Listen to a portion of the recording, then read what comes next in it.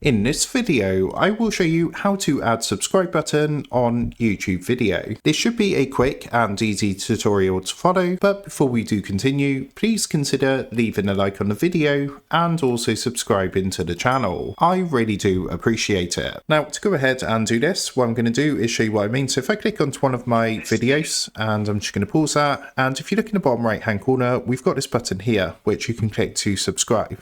Now to add this, all you need to do is come up to the top right hand corner and click onto your profile icon, and then on this menu come and click onto YouTube Studio.